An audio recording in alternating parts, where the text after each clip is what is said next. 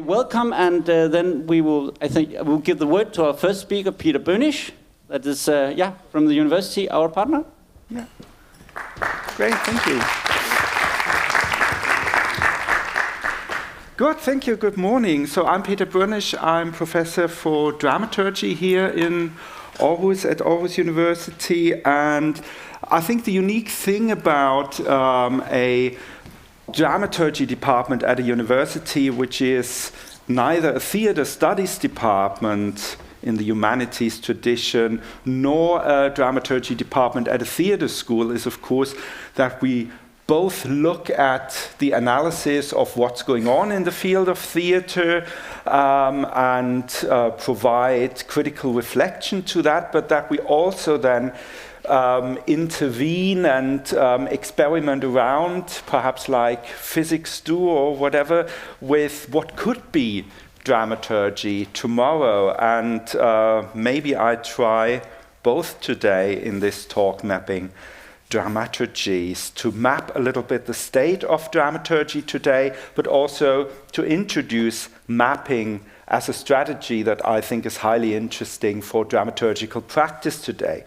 Now, I've only come here in May this year, started in June on this new position there, so it's a great pleasure to speak here in my new place at a dance conference, which I think brings me right back to the beginning, to my PhD on movement, corporeality in contemporary dance, maybe even way before, to the reason why I actually in the end studied theater at university, which was in the 11th grade at gymnasium in Germany, when we did a school exchange to a German school in Flanders, in Bruges, in Belgium, and I got to see accidentally some performance work that really blew my mind at the time, stuff with ladies with their Doc Martens boots dancing to minimal music, people, even blind dancers, throwing bricks at each other, and this work by Andres de Kersmaker, Wim van der Kebers, Jan Lauwers also really influenced me deeply, and also comes up in that PhD study some 10 years later. Now, what I did at the time was really focus on the representation of different configurations of bodies that were not just either relating to everyday behavior, everyday body images, nor just sticking to dance rules and compositional patterns from dance. And anything else, so for instance, gender images, the representation of, say, homosexuality or foreign bodies, disabled bodies in the work of Deviate as an example, remain perhaps more a context, a background at the time that maybe some other more cultural studies people would research at.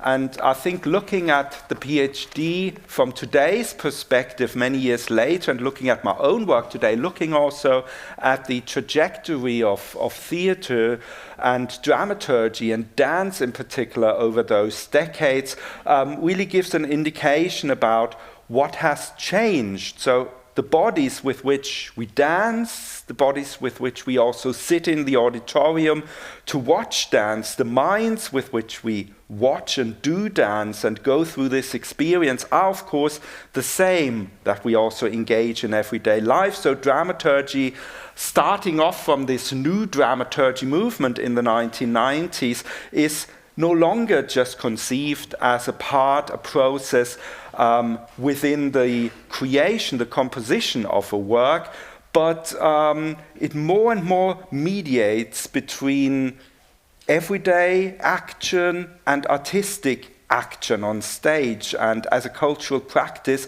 sits between the two. So if we look at the trajectory maybe of dramaturgy and dramaturgic studies in an academic context, we see this movement maybe beginning in the early 2000s. Peter Eckersall in Australia had an influential research project on expanded dramaturgy, which was the term they introduced in a project called Dramaturgy as Cultural Intervention. And then when in this very influential book for the English language discussion on discourse on dramaturgy. Sine Bernd and Kathy Turner published exactly 12 years ago in December 2007 this path-breaking book, Dramaturgy and Performance. They also, I think, bore witness to this transition. Of course, they described dramaturgy as something that refers to processes of composition and to the structure of a work, but they also emphasized the reflective analysis of these same processes as an equally integral aspect of contemporary dramaturgy. So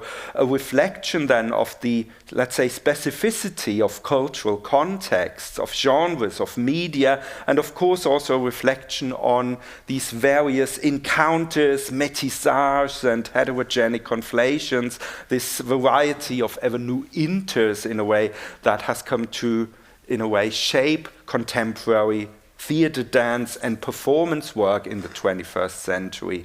So this attention to that reflexive and self-reflexive core of dramaturgic practice, a reflection that no longer separates and isolates, but on the contrary, a reflection that I think connects dramaturgy with the wider social context, has then continued into what perhaps is one of the most important positions and most inspiring positions on contemporary dramaturgy today in the book published by Constantina Gheorghiu, Efrosini Protopapa, and Danae Theodoridou, which came out of a several-year-long experiment where they met in various corners of Europe with artists, mainly from the field of dance, but not exclusively, and eventually try to capture what is going on in their practice, where dramaturgy sits, what it does, and I'll come back to that in a little more detail in a second. So that has been, I think, the main journey of dramaturgy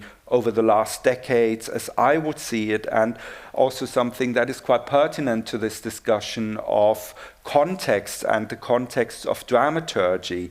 So our present-day sociocultural constellation, I think, has led us, we can say, to perceive the arts, and I think that has come up in a lot of discussions yesterday already, more and more as an inherently social practice. And that does not mean, I think, moving away from the autonomy of the arts, but I think on the contrary, that precisely that autonomy of the arts enables the performing arts, other arts, to fulfill this crucial social aspect in the sociocultural context and to function as something that works otherwise, as Janek Siatkowski, my colleague here in the department, described it in his systems-based theory of dramaturgy that also has come out in the current year as in this trajectory of a dramaturgic map of contemporary theory on dramaturgy. But let me then pursue some of the lines in further detail from this, I think, very important and also inspiring book on the practice of dramaturgy, subtitled Working on Actions in Performance, as they draw together those findings from what they observed in these practical workshops. Gheorghiu, Protopapa, and Theodoridou articulate, I think, also this shift of our perspective on our dramaturgic map beyond dramaturgy as a process just internal to the creation and contributing to a logic of composition. Far more than such a compositional tool, dramaturgy for them can be seen as what they call a catalytic mode of working, hence a practice that creates, that catalyzes possibilities by mobilizing questions, as they term it, furthermore by alienating and by commoning, and these are the three central concepts in their outline of this practice of dramaturgy. Now, as a result of their extended and maybe one can say also radically contextualized perspective, dramaturgy for these three authors is, by its very nature, I quote, weaving together artistic methodologies and socio-political concerns. They pick up and also further then elaborate on Eugenio Barba's very influential notion of dramaturgy as actions at work, and they suggest that contemporary dramaturgy in fact works on actions, and with this term action they expressly draw on Hannah Arendt's understanding of an action that goes back to the Aristotelian philosophical tradition. So an action as something that is neither labor, but that's also not just pure intellectual thinking, but action that is a social practice of participating in public life, something that constitutes the public sphere of the polis. As such, action points towards a vital common activity. It's a acting together, a shared practice of coming into being in and through the community. So it is very different and in utter contrast to our, let's say, hegemonic understanding in neoliberal capitalism of action as something that expresses our individuality, our subjectivity against the competition of other actions and clashes with them and battles out a win of a specific action against another action. This is a very interesting different understanding and also important understanding for what is to come now in my talk of action as something bringing us together, commoning, and also pointing and immediately connecting us with the context. So if we understand then dramaturgy in this way as an inherently social practice, this also expands, I think, our attention, and I've tried to summarize what happens here, our attention as artists, also as audience members, as critics and researchers, from a focus on matters of representation on stage. Remember my PhD with those new and different bodies. Paradigmatically maybe symbolized in the plot and action of Aristotelian dramaturgy, towards a consideration of what we might instead describe as the signification. So, which I understand this as including and pointing towards the significance or the artwork's cultural, socio-political meaning.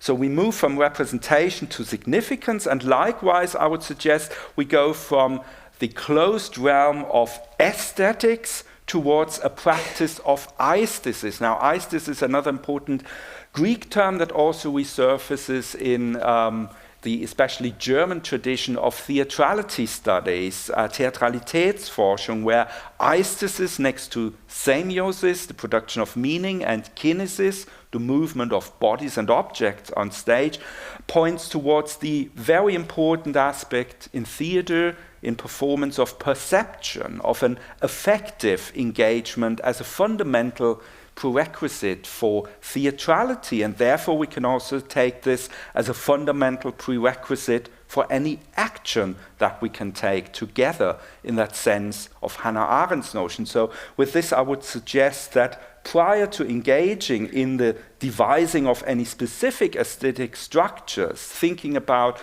the composition of movements, body scenographies, also laying out a map of meaning, dramaturgy really negotiates such processes of an aesthetic perception, so of engagement, of encounter, as very first step of this work on actions. And I think precisely those processes towards signification, towards aesthesis, are what the three authors, Georgiou, Protopapa, and Theodoridou, in a way, describe as catalytic dramaturgic effects. It is what is behind their mobilization of questions and the principles of alienation and of commoning. Okay, so far so good. What does this now mean practically for dramaturgic work, for doing dramaturgy? So to look at this question, I want to map out a further potential pathway then on this map of the bigger picture on dramaturgy that I'm trying to outline this morning. And I would like to offer another journey that goes back to 2003, the year in which the dramaturg, Shakespeare scholar, and now professor of theater at San Diego State University in the US, D.J. Hopkins, published his essay, Research, countertext performance, reconsidering the textual authority of the dramaturg. And this became an important piece of reading, especially, I think, in the Anglo-American teaching of dramaturgy, for instance, when I taught in the UK for 16 years. He echoes, but never really directly refers to those new dramaturgies, expanded dramaturgies, or maybe one could also say post-dramatic dramaturgies, none of which surface in name. However, there's a similar gesture here where Hopkins outlines a vision of dramaturgy as something that goes far beyond understanding dramaturgy as secondary, as subservient to, in his case, remember he comes from Shakespeare studies, subserving the text, the Shakespearean playwright's authority. So for him, dramaturgy is not just about explaining the text, solving any problems of understanding or finding a way to make a Shakespearean or whatever play relevant, whatever that might mean, for a theatre's presumed audience today. But he starts off saying at the beginning, the dramaturgical method I describe here is about starting trouble. That sounds interesting then. So what he then terms countertextual research proposes dramaturgy as a, he says, research-led development of independent ideas that are, in his terms, equal and opposite to the text, that appear as actually totally irrelevant from a traditional dramaturgic perspective. So in fact, he suggests and goes on to suggest to replace the demand for dramaturgic relevance with a demand for dramaturgic audacity. Instead of serving the authority of the playwright, the director, in our case maybe the choreographer, his envisaged co-creative approach to dramaturgy would produce that countertext of his title, which he considers as an, quote, independent text which is not serving as corollary but as supplement to the text. And he illustrates then these ideas with an example of a production he worked on as a dramaturg, a contemporary American adaptation of Georg Büchner's Wojciech, where he introduced the countertext, somewhat accidentally, of the emigrated former member of Freud's Vienna Circle of Psychoanalysis, Wilhelm Reich, bringing in heaps of research on Reich's work, his writings, their impact on others, their reception in the US as well, also as on the biography of Reich and his person and life. And he goes on to explain that these texts, the countertext to this Büchner-Wojciech production, never turned the production into a production about Reich. For the audience, this may not have been at all visible, but still it managed to propel the creative process in the room where the playwright was also present writing her new version of Büchner's Wojciech, also drawing on some of this research, getting inspired by some of the case studies and so on, which also in a way drove the development of the scenography, some directorial decisions, and generally the shape of this production. So the countertext pushed the meaning, the significance of this production beyond just representing Büchner and Wojciech, bringing a classic, interpreting a classic and adapting a classic on stage. What is quite relevant is that in his essay, Hopkins refers as the main inspiration to his countertextual approach to the work of the Dutch architect Rem Koolhaas, as he outlined it in his seminal work SML-XL, and Hopkins saw in Koolhaas' work really a model for dramaturgy, for dramaturgic research, and generally for an approach to research that's not just defining itself as finding a solution to a given problem, but research that's associative, that's bringing in a radical conceptual countertextual thinking, which Koolhaas in his writings calls ideas-driven. And there we then maybe gradually return to dramaturgy as the mobilization of ideas and questions. But first, there is another key point on my journey that we should return to. So for many years, this article served me, working in the UK, quite well to explain what, for instance, German Regietheater does. So showing how, for instance, a director, say Frank Castorf, uses some equally outlandish countertexts to stage his work in Regietheater. I did note, but perhaps not really notice, this specific link and its potential to Kohlhaas, in contrast to a colleague of mine, an Italian colleague working at Goldsmiths College in London, where he taught performance studies, and a good friend also, Andrea Cusumano, who suddenly then found himself appointed to be deputy mayor in his native city of Palermo in Sicily, put in charge of preparing Palermo's bid as European City of Culture 2018 and also hosting the Manifesta Art Biennale in that same year. And Andrea actually reached out to Kohlhaas and commissioned his OMA practice to compile a kind of a sequel to Kohlhaas' influential 1978 study called Delirious New York, a Retroactive Manifesto of Manhattan, a really interesting book where Kohlhaas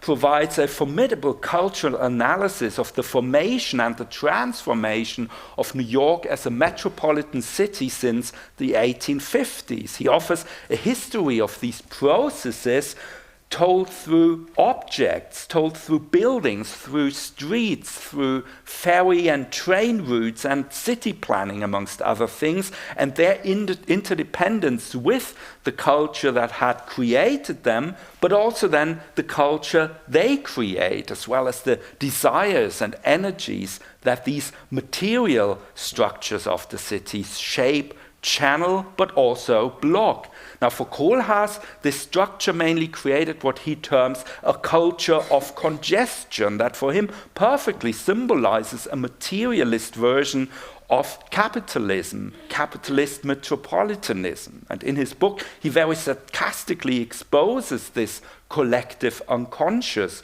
of New York and of capitalism, which serves him as a really polemically presented opposite to his own vision of the generic city, which I think has much been misunderstood through its association with postmodern theory, because Kohlhaas' generic city does not envisage an indiscriminate non-place in a way, cities which all look the same and are generic in that way, but generic for him means it's no longer putting people into certain hierarchies. It doesn't bracket them off in the use of the city, but it articulates a vision of inclusivity through being generic and not being predicated on a certain group of people. So a city that's open for everyone and that does not just put people into what Kohlhaas dismissed as the straitjacket of capitalist individuality.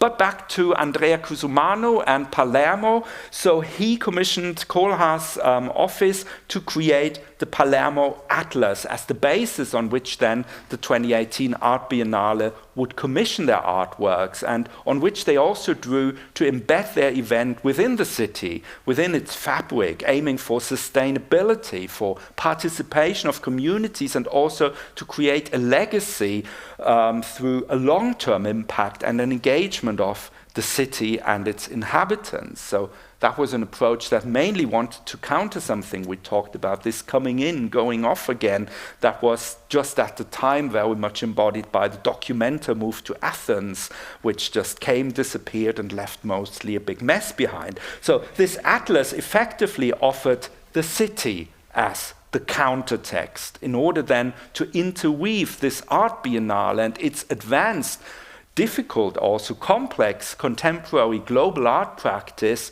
within the local communities of the city. And I think it is a hugely inspiring and fascinating case study in dramaturgic working on actions. It has made a big impression on me and also my thinking about the potential of dramaturgy as something that can mobilize and be a catalyst also for theater making in a way. So let me go in a little bit further into this practice of countertextual mapping, and let's look at some examples from this atlas, but also let me point out what I don't think that a mapping does. So to emphasize it straight away, I do not see it as a tool for representation again, but for significance, to take up these two terms. I'll come back to that in the conclusion. Now, led by Kohlhaas' equally local Palermitan partner Ippolito Pastellini-Laparelli, the Palermo Atlas emerged from a huge interdisciplinary analysis of the city of Palermo. And one might call it, with this popular term from anthropologist Clifford Geertz, a thick description of Palermo's urban geography, which catalogued the architecture, archaeology, art, anthropology, the demographics of the cities. So it drew on historical archives, on scientific, academic research, but also in a very important way on personal stories that they obtained in many oral research interviews and also walks through the city with local people and walking just through their community, finding thereby also lots of private archives, collections of personal photographs and other memorabilia. And this research was then published as this atlas here, which reveals a mosaic of identities, of culture as an ecosystem, as we said yesterday, that makes up contemporary Palermo as a result of really centuries of encounters, of interweaving, of exchanges between civilization. And here it, of course, gets political again, because this is, of course, precisely underlining the cultural policy of Palermo's mayor, Leoluca Orlando, who wanted to reinvent Palermo in new ways against its reputation for mafia, southern Italian poverty, and general backwardness. So also intervening, of course, in the migrant situation, which Palermo, Sicily, and Lampedusa in front of its coast is very much at the center of. And he drew very interestingly on the field of arts in order to shift perspectives and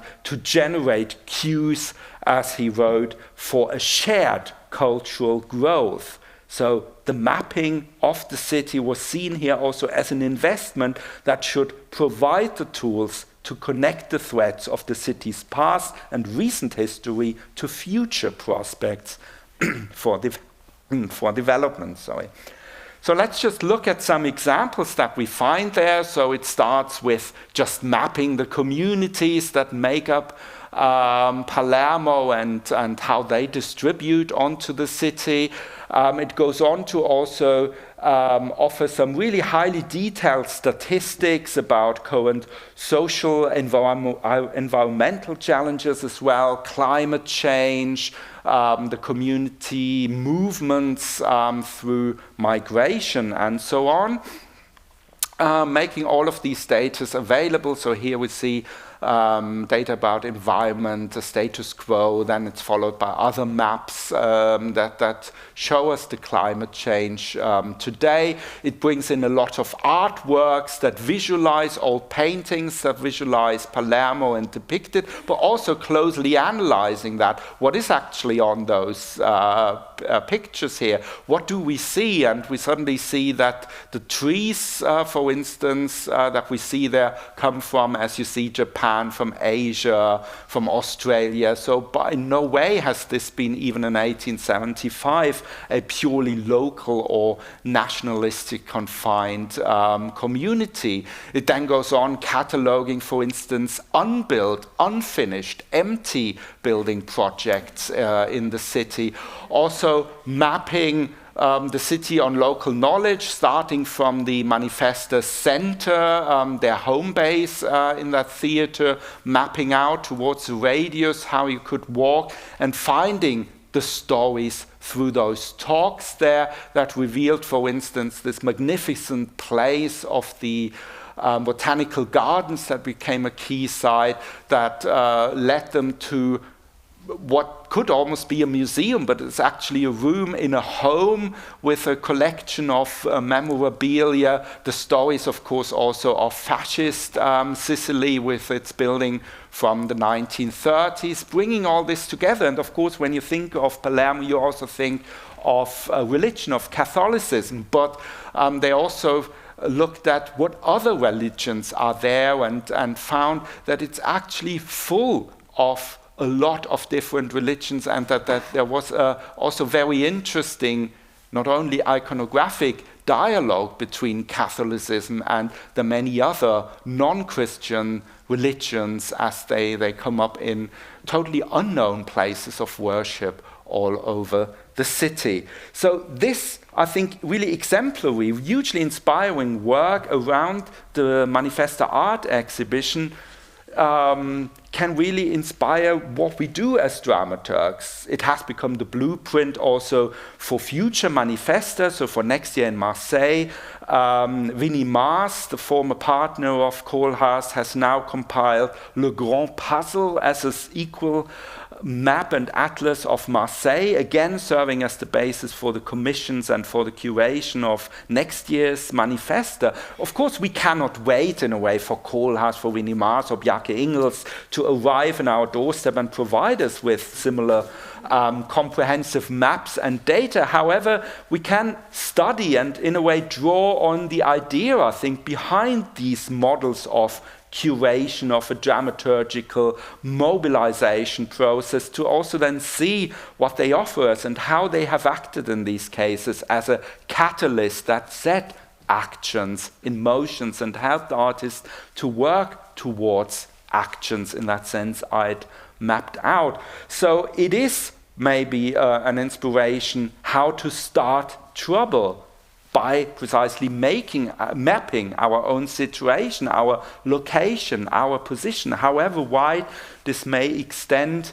If you remember that image of the circles around the center, however wide we might, for our personal work, want to extend these circles of locality in order to then provide us with a situated countertext to our artistic work. So a contextual countertext, I would say, that might then alienate our work in productive ways, meaning to step out of our own perspective, to at least gesture beyond our horizon by mobilizing questions that take us beyond the ever same obvious choices we tend to automatically maybe make when we just follow our instincts or our responses, or when we are ourselves, as we are often advised as artists, which I think is a problematic suggestion there. But mapping may further broaden these horizons precisely in the sense of commoning.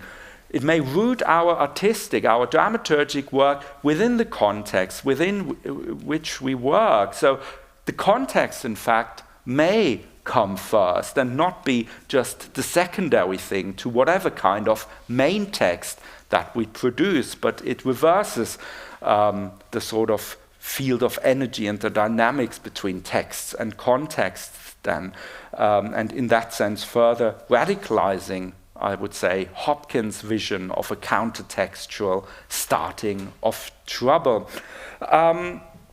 So Koolhaas himself, in an interesting way, speaking about the various atlas-kind projects that have emerged since his original 1978 New York book, he uses the term of micro-narratives that are kept in those projects, which I think in its dramaturgical association is a very interesting term. So those micro-narratives for Koolhaas expose the context of histories, of origins, of differences, of links, of relations, and of contaminations, quote, in a sharper way than a typical global overview. Koolhaas suggests that by looking through a microscope of these concrete stories, the specificity of a place, as again he calls it, is then revealed. So not the individuality, the possessive, combative individuality that is put against the individuality of someone else, but the specific characteristics of a place. And I would then go on to argue that the performative medium of theater, whether now in dance or in other genres, really is ideally suited to put into play some of these small, almost invisible micro-narratives of minute components through which this really specific profile of a city, the context around us then to which we refer, can be embodied, and how it expresses, reflects traces of the bigger narratives that are often just beyond the grasp or just intangible, from capitalism to climate change. At the same time,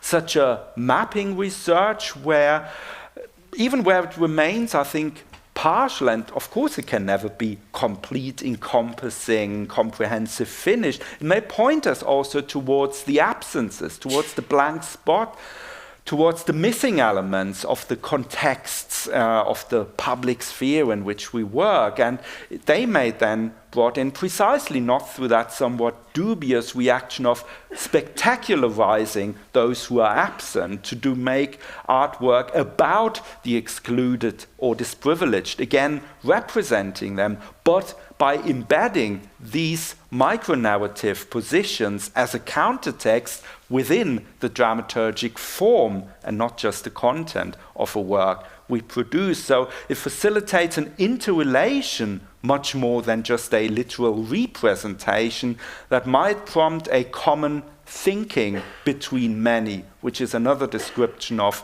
dramaturgy in Giorgello and Co.'s book that I'd mentioned earlier. So the notion of the countertext might then be even taken further to encompass what Oliver Mahat in a text on curating, drawing on Gramsci, describes as the counterposition or counteraction that art might take in society. So the dramaturg would then not just become another co-creative artist on the table next to the playwright, the choreographer, director, scenographer, and so on, but someone whose counterpositional, countertextual action, whose intervention helps linking and relating artistic practice within the societal, within the political and cultural context, and doing so, importantly, in a speculative and not in a spectacularizing way, by introducing the contexts not into the representational framework, but directly into the form. So following the vital principles there of alienation and commoning that we found in Giorgello, Protopapa, and Theodoridou's book, it's precisely not an exercise to source stories, to source characters that we then shape and own from our privileged own narrative positions and dramaturgies. It's not a mechanism to create a somewhat fetishized authenticity and immersion or relevance of our performance production. It's not about this spectacular reification and commodification of the other, but about the incorporation of another perspective, a commoning that might alienate in the end and make common both our own and also the other's perspective, where we both meet in performance, fostering thereby curiosity, maybe laying the ground for dialogue. So it must result in something that destabilizes and depersonalizes into something that is generic in Kohlhaas's sense, that is specific but no longer individual, something that is negatively efficient, another term from Giorgello and colleagues, something that disturbs the clear, straight process towards a production, towards a product on stage, but something that facilitates a common thinking together. Now, Ippolito Pasolini Laparelli, I mentioned him, the guy who led the Palermo Atlas project for OMA, he stated that the artwork that he envisages to be inspired by his atlas should work as something that acts as a form of urban acupuncture. And I think this really neatly rephrases and also specifies the function of trouble starting, the idea of mobilizing questions. So an acupunctural artistic prick may also hurt a bit, maybe hurt quite a lot, but eventually it may have a beneficiary effect that may even ease tension, helps us come to terms with the wounds of our contemporary society. And I think where an atlas of our own context then becomes a dramaturgic toolkit that doesn't replace but adds to, complements to our location and situation into an artistic canon of practices, books, references, and so on. We are, in fact, on our way to eventually map out an ethics of dramaturgy in this second decade of the 21st century in our singularized society that more and more undoes the demos, as I recently said in another talk referring to Wendy Brown's analysis of neoliberal capitalism. So where dramaturgy becomes a side of artistic responsibility, as Adrian Heathfield suggested, and also of artistic responsibility, the ability to respond in that prominent coinage of the term in Hans-Ties Lehmann's post-traumatic theatre, it really comes into being as a working on actions that eventually situates, relates us, the artists, the makers, the performers, the spectators, the publics, the academics and critics within our context, enabling a shared and common action. That was my proposition today. Thanks for your attention.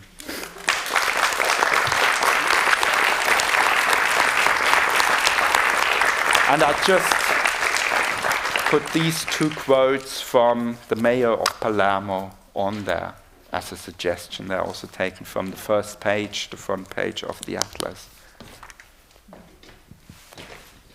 So, questions? Do you moderate, Thomas, or do I need to do something?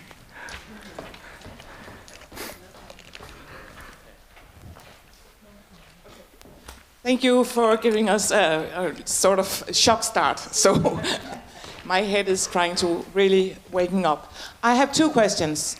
For first, you were talking about this notion of commoning from Georgie Liu and of common thinking. And could you elaborate on this? How do you think this? Can you offer another perspective on this? And the other thing is that you mentioned that at the beginning that you would come back to the distinction between representation and signification. And I was not quite awake at that moment if you did come back to it, but could you please repeat it? So it was in the end where I tried to again come back to what I mean. So a mapping is not about including, representing, putting as a character on stage, using the story of the local city, of its inhabitants, but using those micro-narratives as a countertext and thereby making the artwork significant for both of us, ideally. So it may not at all in the end be about the town I work with. It may not at all be a piece about the homeless of Aarhus. I mean, not criticizing that at all, but it just may use these impulses in a different way to include it in the dramaturgical thinking behind a production that then, and to here link into the other question, which perhaps also helps to clarify the distinction I tried to make by using those two terms and contrasting them, representation and significance. So a significance would for me be always common, so the commonality in the sense of the especially Italian critique of especially neoliberal capitalism and its focus and emphasis on individuality, on the egotistic subject and the fight of me against everyone else and the emphasis on the own, with links to the other, so that sense of commoning that precisely undermines this hierarchical thinking of me and the other, but we arrive at a common ground in a way. Ronan also used this term in her production there, so it's an important term in that branch, if you like, of political theory that I think is a very interesting, if you really take it serious and not just understand it in an everyday sense, but really think it's not about, or it's precisely about no longer belonging to me, to them, but it's about sharing. It's a common ground, a common narrative between us. Yes, thank you very much. Just a few things I wanted to mention. A landscape architect. Her name is Katrin Mosbach. She's been doing work around the Louvre in France, and she's been doing huge projects in Taiwan and other places around water resources, and is very much engaged in similar thought processes of what you've just been presented. So I just want to propose her as an interesting person, because I think she has maybe taken steps a little bit beyond the projects that you mentioned in terms of the notion of what we could imagine as somewhat like greenwashing, because I think sometimes when we are addressing things such as what is sustainability and ecosystems and thoughts about that, sometimes it becomes a little bit of flag they put in front and it doesn't actually get carried out. So she's very engaged in the thought of greenwashing and aware of flagging that when it happens. And I think that is a very relevant context of today's world, because green is going to become our new economy, right? The next thing I wanted to mention is the cooperation between a dance company in Roskilde and the commune about city development. So I think there's many of these things happening already, which I think is really interesting and wonderful, and very much appreciate your in-flight this morning, also from a dramaturgical point of view. But I wanted to ask one thing. Two things, actually. Your response to the fact that there is maybe a little bit of sense of the good doing, the social change that is embedded in these projects. And are we always sure that the receiver really wants it?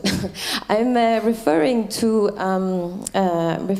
let's say, a festival that I know of, and the festival director has been very reflective about the whole thing, because it's very much social engagement projects. And he said, well, actually, when I went around to the public in this area, and he was saying, oh, we want to do all of this, and all this artistic project, and the public was there, but we don't really need that. I mean, and then he was realizing, actually, it's me who needs that. I, as an artist, I need this. And then that also turns to the notion that you just actually came up with right now, is the terminology of, or saying the word use, to use micro stories.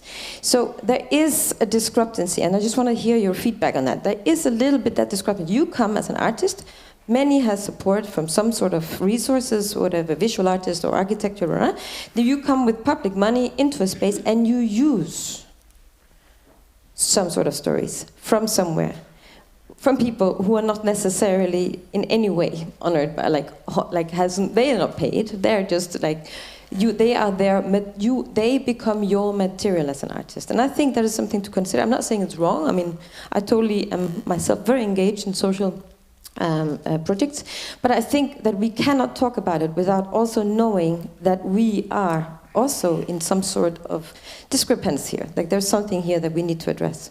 Also in Berlin, I mean, one thing that you can say, like the joke is that there is not one asylum seeker in Berlin anymore that has not been on a theater stage. Now, you can't find one that hasn't been on the stage anymore. So, I mean, so there is something about this artistic well-doing. Yes, and thank you very much for your question, which I think really goes to the heart of some of the important points, I think, of dramaturgy, also dramaturgic pedagogy as we teach future dramaturgs today, but also as we reflect on our own practices, which I would really link to an ever-growing importance, no longer of just aesthetics, but really ethics. So dramaturgy as a more and more also ethical practice that, of course, will never be probably perfect, and that will always work in aspects where it uses material, but I think as something that could also go beyond the sort of 1990s relational aesthetics idea where I just come in and do something in society. So the attempt here was really to come and not just precisely come in already with, listen, this is what I want to do, but just to come there and walk and hear and listen, and on the basis of this then create the artwork. And I think the curational function was here seen as making these micro-narratives, those stories, these knowledges of spaces, sites, people, histories available in a way as material for the artist. And then, of course, it becomes very philosophical in a way that art, of course, always uses and transforms an everyday context into another one, an aesthetic one, which then, however, also might help us precisely to facilitate some aesthetic, in that sense, contact with the audience, some contact that helps us to connect, to understand, to precisely engage in a commoning. So that would be the ambition of that use, in a way that perhaps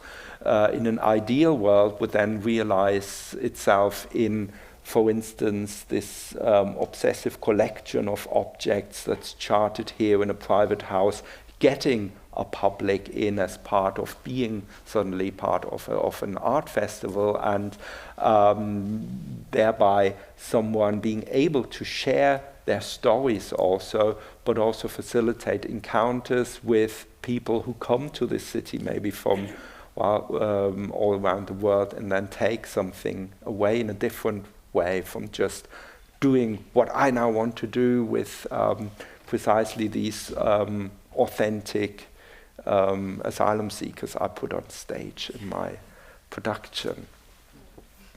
I think Annelies.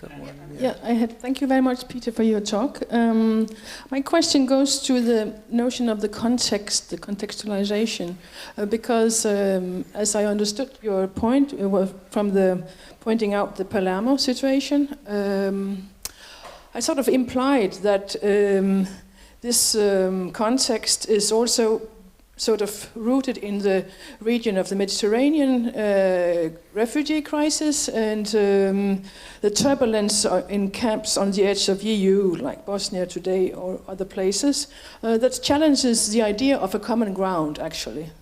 So my question goes, would it be possible to think of the fluidity of the boat on the water as an idiom or idea of a concept? We are all, so to speak, in the same boat. Do you see the common ground as a floating island, or should theatre propose new visions of stability? That's a really good question. Thank you for that, Annelies. I think, I think it's an important way also to sometimes point out that we are not in the same boat. And I just immediately have to think of the Barca Nostra. That is definitely not the boat we're in, because we're still alive, we're here, we have arrived. And I think, however, as an artistic work, getting such a sunk vessel where unbelievably 1,100 people were on what looks like a tiny boat, and putting it into an art exhibition can also demonstrate and make palpable that uneven ground, and thereby commoning in a way the ground, by just understanding that there is such a big gap in power structures, in hierarchies, but also perhaps something that we as Europeans, even if we don't take an active stance to it, still underwrite with our just being Europeans, that setting up of the borders, preventing the entrance into our territory where people leave and seek shelter for whatever reason, and or setting in motion processes about awareness that sort of gesture towards going beyond our own horizon.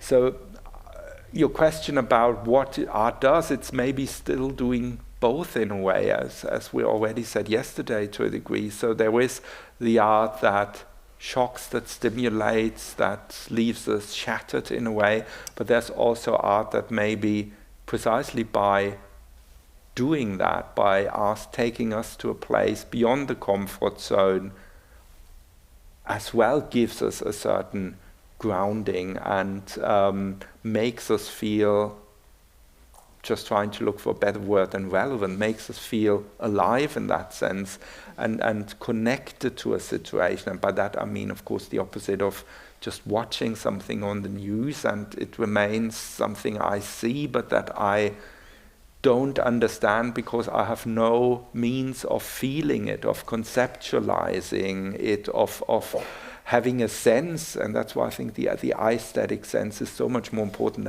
than this aesthetic idea of beauty today. But it's really that feeling when you stand in front of one of those sunken vessels and really are confronted with those ghosts, if you like, of the absence. So I think there was the important function of art.